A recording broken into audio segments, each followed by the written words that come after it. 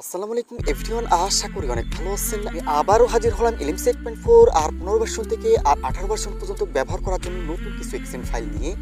এক্সেন ফাইলগুলো দিয়ে কিন্তু আপনি হিউম্যান ফটোগ্রাফি করতে পারবেন। অলরেডি কিন্তু আপনার ফটোগুলো দেখতেই পারতেছেন কতটা প্রিমিয়াম কোয়ালিটির ফটোগুলো কিন্তু আসতেছে। এছাড়াও আপনি day side, night side, macro ফটোগ্রাফির জন্য কিন্তু এক্সেন ফাইলগুলো চাইলে ব্যবহার করতে পারেন। এই এক্সেন ফাইলগুলো কিভাবে সেট আপ করে ব্যবহার করবেন সবকিছু বিস্তারিত দেখিয়ে দেবো। আমাদের কালার ভার্সন, যারা এই ধরনের কালার ভার্সন অ্যাপ্লিকেশনগুলো ব্যবহার করতে চান, ভিডিও ডেসক্রিপশনে আমাদের টেলিগ্রাম চ্যানেল দেওয়া থাকবে, ওইখান থেকে আপনারা এই অ্যাপ্লিকেশনগুলো ডাউনলোড করে নিতে পারবেন। সব ধরনের কালার ভার্সন অ্যাপ্লিকেশনের লিঙ্কগুলো কিন্তু ভিডিও ডেসক্রিপশনে দেওয়া থাকবে। দেখতে পাচ্ছেন এখানে যে এক্সেন ফাইলগুলো দিতেছি, এই এক্সেন ফাইল দিয়ে কিন্তু আপনি day side, night side, human ফটোগ্রাফির জন্য কিন্তু ব্যবহার করতে পারবেন। চাইলে কিন্তু আপনার ম্যাক্রো ফটোগ্রাফির জন্য কিন্তু এক্সেন ফাইলগুলো ব্যবহার করতে পারেন। খুবই প্রিমিয়াম কোয়ালিটির ফটোগুলো আসবে। অলরেডি কিন্তু আপনার কালারগুলো দেখছেন, লাইট রুমের প্রিসেটের মতো কালারগুলো কিন্তু আসতেছে। অনেক ফাইলটা দেখতে পাচ্ছেন, এটা দিয়েও কিন্তু আপনি সেলফির জন্য কিন্তু হিউম্যান ফটোগ্রাফি করতে পারবেন। পোর্ট্রেট মোডে একেবারে ডিএসএলআর কোয়ালিটির ফটোগুলো আসবে। তাছাড়াও কিন্তু আপনি ডে সাইডের জন্য, নাইট সাইডের জন্য কিন্তু ব্যবহার করতে পারেন। তবে আপনার রাতের জন্য কিন্তু হিউম্যান ফটোগ্রাফির জন্য এই এক্সেন ফাইলটা একেবারে বেস্ট হবে। আপনারা ব্যবহার করলে কিন্তু বুঝতে পারবেন। চ্যানেলে যদি নতুন হয়ে থাকেন অবশ্যই চ্যানেলটি সাবস্ক্রাইব করে দেবেন আর পাশে থাকা বেল আইকনটা প্রেস করে রাখবেন।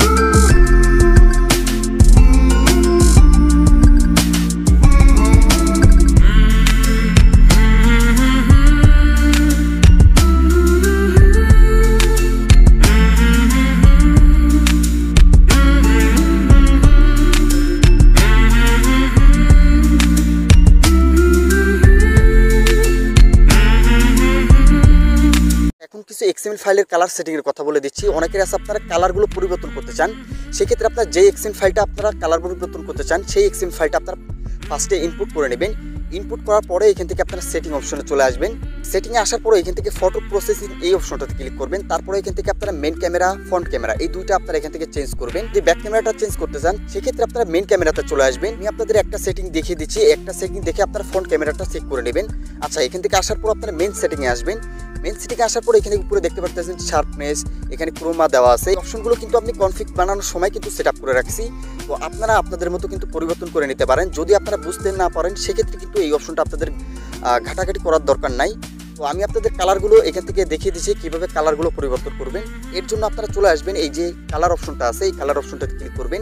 এখানে কিন্তু আপনি অনেক ধরনের কিন্তু কালারগুলো পেয়ে যাবেন। এখান থেকে আপনারা স্ক্রল করে নিচে চলে আসবেন। এখান থেকে সিএফ সেটিং যে অপশনটা দেখতে পাচ্ছেন, এখানে দেখেন green option, red option, blue, yellow, green, red, orange এই অপশনগুলো কিন্তু এখানে দেখতে পাচ্ছেন। এইখান থেকে আপনারা কম বেশ করে দেখবেন যে আপনার কাছে কোনটা ভালো লাগে। যেটা আপনার কাছে ভালো লাগবে সেটা কিন্তু এখান থেকে বাড়িয়ে কমিয়ে আপনি কিন্তু আপনার মন মতো কালারগুলো সেটিং করতে পারবেন। উপরের দিকে কিন্তু আপনার কালারগুলো কিন্তু কমবে আর নিচের দিকে গেলে কিন্তু আপনি কালারগুলো কিন্তু বাড়বে। এইভাবেই আপনারা মূলত এখান থেকে ব্লু সেটিং, তারপরে গ্রিন সেটিং এই সেটিংগুলো কিন্তু আপনারা এখান থেকে করে নেবেন। তাহলে আপনার কালার সেটিংগুলো কিন্তু বেড়ে যাবে। আর যদি আপনার ফেসের স্পিডটা যদি একটু বেশি চান অথবা আপনার নয়েজটা বেশি হয়ে যায় সেক্ষেত্রে আপনারা নয়েজ রিডাকশন এই অপশনটা চলে আসবেন। এখানে দেখেন স্মুথ নামে একটা অপশন আছে, এই স্মুথে কিন্তু আপনার ডিফল্টে দিয়ে রাখছি। ডিফল্টে আপনার স্মুথটা ভালো কাজ করে। যদি আপনার অতিরিক্ত লাগে সেক্ষেত্রে আপনারা এখান থেকে 3 পয়েন্ট দেখতে পারতেছেন 3.50 তো করতে পারেন, 4.00 তো রাখতে পারেন। আপনার যেটা ইচ্ছা সেটাতে কিন্তু এখান থেকে সেট আপ করে আপনি ফাইলটা সেভ করে নিতে পারেন। আচ্ছা, এই সেটিংগুলো হয়ে গেলে এখান থেকে আপনারা ব্যাক চলে আসবেন। এছাড়াও কিন্তু আপনারা এখান থেকে নয়েজ রিডাকশন যে অপশনটা দেখতে পারতেছেন, এখানে আছে আপনার ফটো তোলার পর কিন্তু ফটোতে দেখবেন যে একটা ফাটা ফাটা ভাব আসে, ওইটা কিন্তু আপনার নয়েজের জন্য। তো এখান থেকে আপনারা স্মুথ যে নয়েজটা আছে এটা বাড়িয়ে দিবেন।